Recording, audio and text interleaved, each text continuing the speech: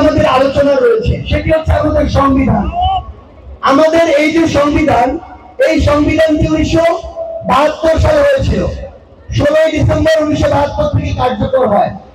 এই সংবিধানে এমন কিছু ধারা রয়েছে, যেই ধারাগুলো বাংলাদেশের যে রাষ্ট্র এই মুহূর্তে, এই রাষ্ট্রের কাঠামোর সাথে যায় না। যেমন একটি উদাহরণ দিই, বিগত 3 বছরে বাংলাদেশে যে ইলেকশন হয়েছে, এটা শতভাগ স্বচ্ছ হয়েছিল না?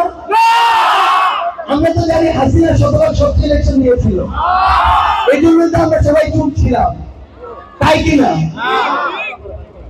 এই সংবিধানে এরকম একটি ধারা ছিল যে ইলেকশনটি কোন তত্ত্বাবধায়ক কিংবা এমন কোন তৃতীয় বা নিরপেক্ষ যে অন্তর্বর্তীকালীন সরকার বা এমন কারোর মাধ্যমে হবে না, হবে তার ক্ষমতাসীন সরকারের মাধ্যমে।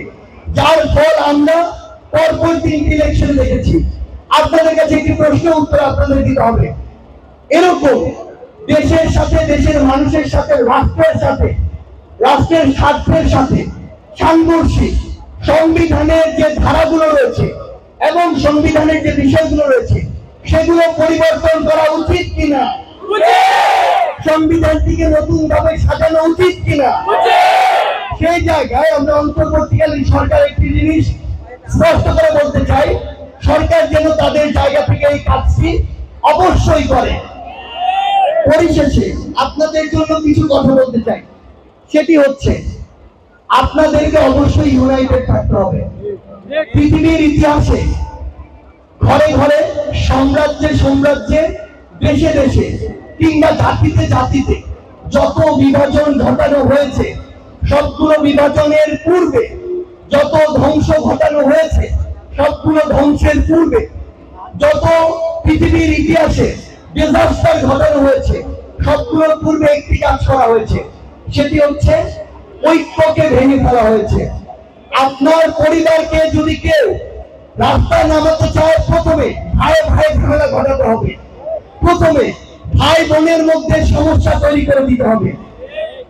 পৃথিবীর ইতিহাসে মুসলিমরা একটা সময় পৃথিবীতে রাজত্ব করেছে, বিভিন্ন সময় বিভিন্ন ধর্মের বিভিন্ন সাম্রাজ্য রাজত্ব করেছে। তাদের পতনের কারণ একটি ছিল, তাদের ভিতরে এই বিভাজনটি ঘটানো। সেই জায়গায় আপনারা বর্তমান তরুণ প্রজন্ম এই যে ঐক্যবদ্ধ হয়েছেন, আপনাদেরকে বিভাজন ঘটানোর সর্বোচ্চ চেষ্টা করা হবে। আপনাদের উদ্দেশ্যে শুধু একটি কথাই বলি, সেটি হচ্ছে আপনারা যদি ঐক্যবদ্ধ থাকেন, তাহলে এই বাংলাদেশে আর এমন কেউ নেই যারা এই ফ্যাসিবাদী ব্যবস্থাটির প্রবর্তন ঘটাতে পারে। আপনাদের উদ্দেশ্যে শুধু একটি কথাই বলতে চাই, সেটি হচ্ছে এই মুন্সিগঞ্জ থেকে আমরা প্রত্যাশা করি আগামীর বাংলাদেশে আমরা যে ফ্যাসিবাদ ব্যবস্থার বিলুপ্তি প্রত্যাশা করি, আমরা যে নতুন একটি রাজনৈতিক বন্দোবস্ত প্রত্যাশা করি, আমরা যে তরুণ প্রজন্মের হাতে আগামীর বাংলাদেশের নেতৃত্ব প্রত্যাশা করি, সেই নেতৃত্ব আমরা এই মুন্সিগঞ্জ থেকে দেখতে চাই। আপনারা আগামীর বাংলাদেশকে নেতৃত্ব দিতে চান কিনা? আপনারা আগামী বাংলাদেশের প্রধানমন্ত্রী হতে চান কিনা? আপনারা আগামী বাংলাদেশের প্রত্যেকটি মন্ত্রণালয়ের গুরুত্বপূর্ণ মন্ত্রী হতে চান কিনা?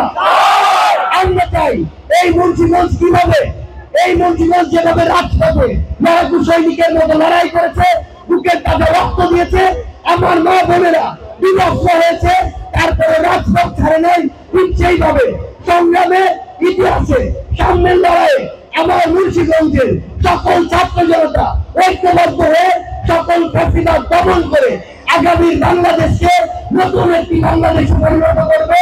সেই পর্যন্ত সবাই ভালো থাকবেন। মুন্সিগঞ্জের জয় হোক, বাংলাদেশের জয় হোক।